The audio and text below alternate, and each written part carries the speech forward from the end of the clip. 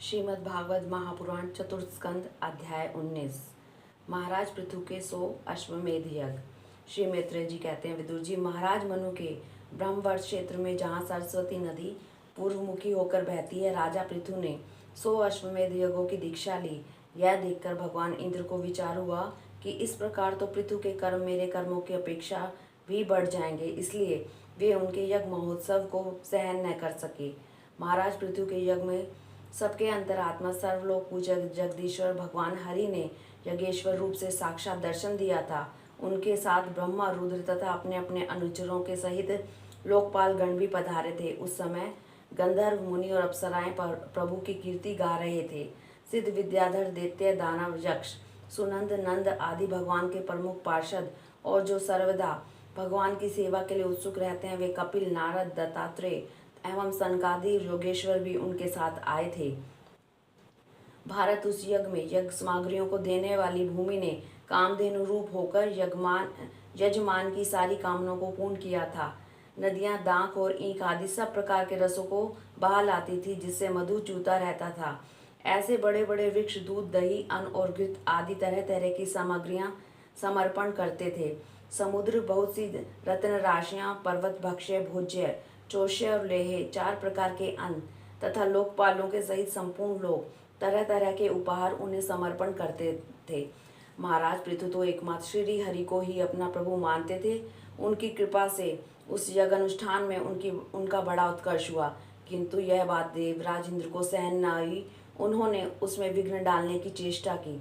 जिस समय महाराज पृथु अंतिम यज्ञ द्वारा भगवान यज्ञपति की आराधना कर रहे थे, इंद्र ने ईर्ष्यावश गुप्त रूप से उनके यज्ञ का घोड़ा हर लिया। इंद्र ने अपनी रक्षा के लिए क्वच रूप से पाखंड वेश रूप धारण कर लिया था, जो अधर्म में धर्म का भ्रम उत्पन्न करने वाला है, जिसका आश्रय लेकर पापी पुरुष भी धर्मात्मा सा जान पड़ता है। इस वेश में वे घोड़े को लिए बड़ी शीघ्रता से आकाश मार्ग से जा रहे थे कि उन पर भगवान अत्रि की दृष्टि पड़ गई।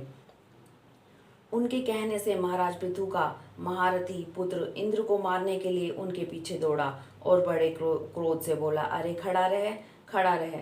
इंद्र सिर पर जटाजूट और शरीर में भस्म धारण किए हुए थे।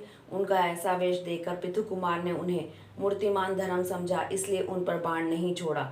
जब वह इंद्र पर वार किए बिना ही लौट आया, तब महर्षि अत्रि ने पुनः उसे इंद्र को मारने के लिए आज्ञा दी। बस इस देवता धम इंद्र ने तुम्हारे यज्ञ में विघ्न डाला है, तुम इसे मार डालो। अत्रि मुनि के इस प्रकार उत्साहित करने पर पृथु कुमार क्रोध में भर गया। इंद्र बड़ी तेजी से आकाश में जा रहे थे। उनके पीछे वह इस प्रकार दौड़ा जैसे रावण के पीछे जटायु। स्वर्गपति इंद्र उसे पीछे आते देख उस वेश और घोड़े को छोड़कर वही अंतर ध्यान हो गए। वह वीर अपना यज्ञ पशु लेकर पिता की यज्ञशाला में लौट आया। शक्तिशाली विदुर जी, उसके इस अद्भुत पराक्रम को देखकर महर्षियों ने उसका नाम विजिताश्व रखा। यज्ञ पशु को चशाल और यूप में बांध दिया गया। शक्तिशाली इंद्र ने घोर अंधकार फैला दिया और उसी में छिपकर वे फिर उस घोड़े को उसकी सोने की जंजीर समेत ले गए। अत्रि मुनि ने फिर उन्हें आकाश में तेजी से जाते देखा, किंतु उनके पास कपाल और खड़वांग देखकर पृथुपुत्र ने उनके मार्ग में कोई बाधा न डाली।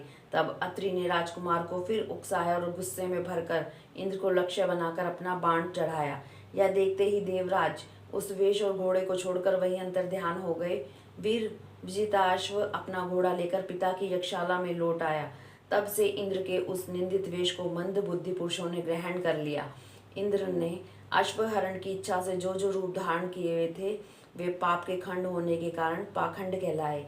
यहाँ खंड शब्द चिन्ह का वाचक है। इस प्रकार पृथु के यज्ञ का विध्वंस करने के लिए यज्ञ पशु को चुराते समय इंद्र ने जिन्हें कई बार ग्रहण करके त्यागा था, उन नग्न, रक्तांबर तथा कापालिक आदि पखंड पूर्ण आचारों में मनुष्य की बुद्धि प्राय मोहित हो जाती है, क्योंकि ये नास्तिक मत देखने में सुंदर हैं और बड़ी बड़ी युक्तियों से अपने पक्ष का समर्थन करते हैं। वास्तव में उपधर्म मात्र है। लोग भ्रमवश धर्म मानकर इसमें आसक्त हो जाते हैं।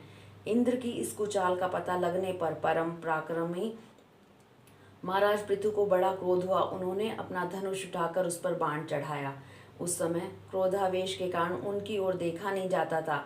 तब ऋत्विजों ने देखा कि असहाय पराक्रमी महाराज पृथु इंद्र का वध करने को तैयार हैं। तब उन्हें रोकते हुए कहा, राजन, आप तो बड़े बुद्धिमान हैं। यज्ञ दीक्षा ले लेने पर शास्त्र विहित यज्ञ पशु को छोड़कर और किसी का वध करना उचित नहीं है। इस यज्ञ कार्य में विघ्न डालने वाला आपका शत्रु इंद्र तो आपके शूर से ही ईर्ष्यावश निस्तेज हो रहा है। हम अमोघ आह्वान मंत्रों द्वारा उसे यहीं बुला लेते हैं और बलात् अग्नि में हवन किए देते हैं। विदुर जी, यजमान से इस प्रकार सलाह करके उसके याचकों ने क्रोधपूर्वक इंद्र का आह्वान किया। वे श्रुवा द्वारा आहुति डालना ही चाहते थे कि ब्रह्मा जी ने आकर उन्हें रोक दिया। वे बोले, याचकों, मैं तुम्हें इंद्र का वध नहीं करना चाहिए। यह यज्ञ संज्ञक इंद्र तो भगवान की ही मूर्ति हैं। तुम यज्ञ द्वारा जिन देवताओं की आराधना कर रहे हो वे इंद्र के ही तो अंग हैं। उसे तुम यज्ञ द्वारा मारना चाहते हो। पृथु के इस यज्ञ अनुष्ठान में विघ्न डालने के लिए इंद्र ने जो पाखंड फैलाया है वह धर्म का उच्छेदन करने वाला है। इस बात पर तुम ध्यान दो। अब उससे अधिक विरोध मत करो, नहीं तो वह और भी पाखंड मार्गों का प्रचार करेगा। अच्छा, परम यशस्वी महाराज पृथु के 99 ही यज्ञ रहने दो। फिर राजर्षि पृथु से कहा, राजन, आप तो मोक्ष धर्म के जानने वाले हैं, अतः अब आपको इन यज्ञ अनुष्ठानों की आवश्यकता नहीं है। आपका मंगल हो। आप और इंद्र दोनों ही पवित्र कीर्ति भगवान श्री हरि के ही शरीर हैं, इसलिए ही अपने ही स्वरूप भूत इंद्र के प्रति आपको क्रोध नहीं करना चाहिए। आपका यह यज्ञ निर्विघ्न समाप्त नहीं हुआ, इसलिए आप चिंता न करें। हमारी बात आप आदरपूर्वक स्वीकार कीजिए। देखिए, जो मनुष्य विधाता के बिगाड़े हुए काम को बनाने का विचार करता है उसका मन अत्यंत क्रोध में भरकर भयंकर मोह में फंस जाता है। बस इस यज्ञ को बंद कीजिए। इसी के कारण इंद्र के चलाए हुए पाखंडों से धर्म का नाश हो रहा है, क्योंकि देवताओं में बड़ा दुराग्रह होता है।